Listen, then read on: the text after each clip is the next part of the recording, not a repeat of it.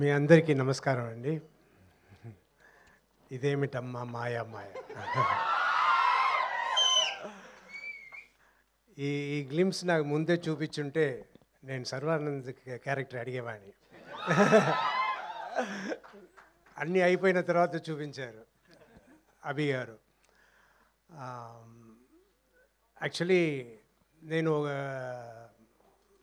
ఫారెన్లో ఒక film shooting songs shootings చేస్తున్నా. అక్కడ ఒక ఫోటోగ్రాఫర్ యాక్చువల్లీ మా ఫోటోగ్రాఫర్ రాలేదని అక్కడ ఫోటోగ్రాఫర్ అరేంజ్ చేస్తున్నా.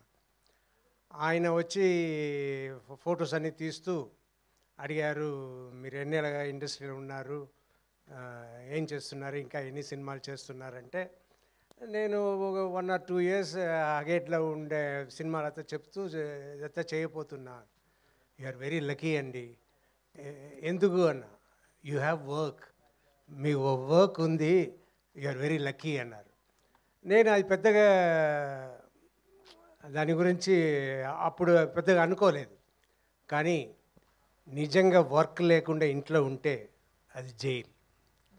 సో నాకు కరోనా వచ్చిన తర్వాత ఇంకా మామూలు యాక్టివిటీకే నడవలేను అన్న పరిస్థితిలో ఉన్నప్పుడు ఎలాగైనా బయటపడాలి అని కష్టపడి ఒక 2-3 monthsలో మళ్ళీ నడిచి కొంచెం కొంచెం ఇంప్రూవ్ అవ్వడం మొదలైంది.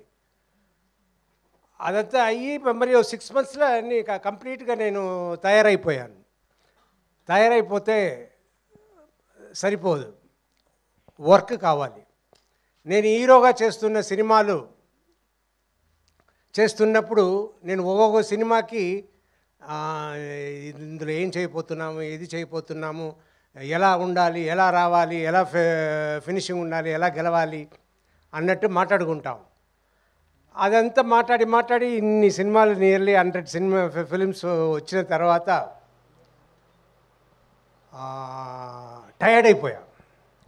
మళ్ళీ అలా చేయడానికి లేకుండా సరే మనం ఏం చేద్దాం, ఈ హీరోగా చేయడం మాత్రం కాదు, ఇంకా మిగిలిన రోల్స్, మిగిలిన క్యారెక్టర్స్ కూడా మంచిది వస్తే చేద్దాం అని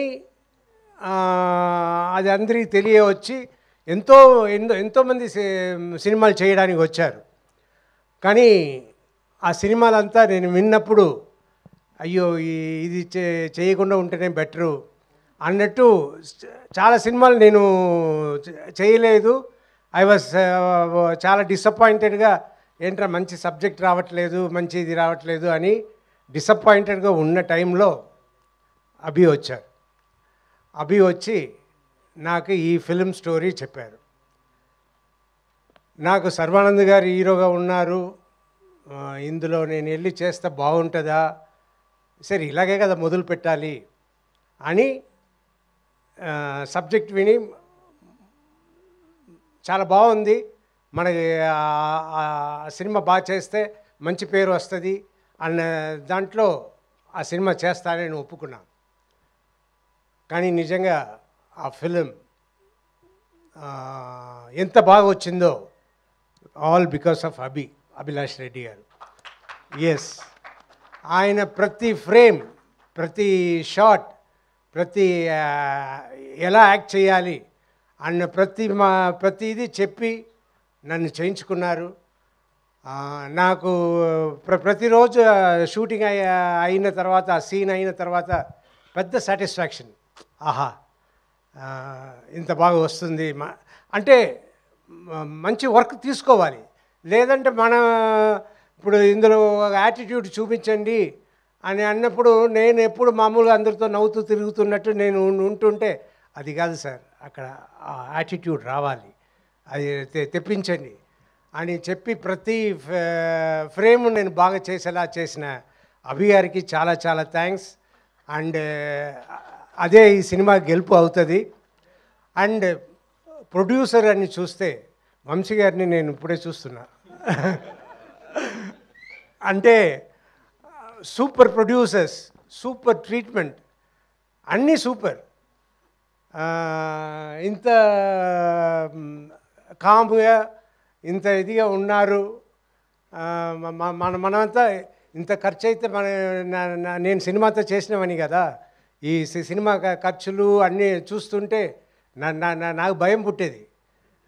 కానీ ఈయన is very cool, really great sir. అలా ఉండడమే గ్రేట్. నాకు ఇవాళ ఈ ఫంక్షన్ ఉంది, మీరు వచ్చి ఏమైనా మాట్లాడాలి అని అభి గారు చెప్తే నేను వచ్చి ఏం మాట్లాడేది, నాకు మామూలుగానే ఇరిటబుల్ బబుల్ సిండ్రోమ్ ఎప్పుడో సఫర్ అవుతున్నా. అది చెప్పగానే నాకు యాంగ్జైటీ, నా కడుపు చెడిపోయింది, అన్నీ చెడిపోయింది, వచ్చి ఇవాళ చెడగొట్టపోతున్నాము అనే ఐడియాలనే వచ్చి సరే ఏదో మాట్లాడాలి, ఏదో మీరు మాట్లాడాలి అంటే సరే నా మనసులో ఉన్నది మాట్లాడుతున్నాను. ఆయన సర్వానంద్ గారు నిజంగా very cooperative, very respectful, and ఆయన ఈ మాట చెప్పాలి. మొన్న షూటింగ్ జరుగుతున్నప్పుడు ఆయన కలిశాను. నేను రాజశేఖర్ గారు, నేను సినిమా ఫస్ట్ హాఫ్ డబ్బింగ్ చెప్పాను, చూశాను, మీరు సూపర్గా చేశారు, నా గూస్ బంప్స్తో వచ్చేసింది, అండ్ మీకు చాలా థ్యాంక్స్ ఈ సినిమా చేసిన దానికి అన్నారు. రియలీ నాకు పెద్ద అవార్డు వచ్చినట్టు నేను ఫీల్ అయ్యాను. That is my real award. So thanks for the award. అలా చెప్పడమే I was feeling very lucky. And ఈ సినిమా అభి చెప్పినట్టు మీరు చూడండి, it will be great. Thank you. Thank you sir, thank you so much. And one question sir, ఇది bikes racing ఇదంతా దీనికి సంబంధించింది కాబట్టి ఒకవేళ మీకు బైక్ ఇచ్చి జీవిత గారిని ఎక్కడికైనా తీసుకెళ్ళాలి అంటే, మరి ఇంత రేసింగ్ అలా కాదు సార్, స్లోగానే వెళ్ళొచ్చు, ప్రాబ్లం లేదు, ఎక్కడికి తీసుకెళ్దాం అనుకుంటున్నారు మీరు? Ladies hostel. Ladies hostel? ఆవిడ్ని తీసుకొని లేడీస్ హాస్టల్కి, ఆవిడ్ని హాస్టల్లో వేద్దాం అనుకుంటున్నారా సార్ ఈ వయసులో మీరు? ప్రశాంతంగా ఉందామనే కదా మీరు ఆవిడ హాస్టల్లో వేసి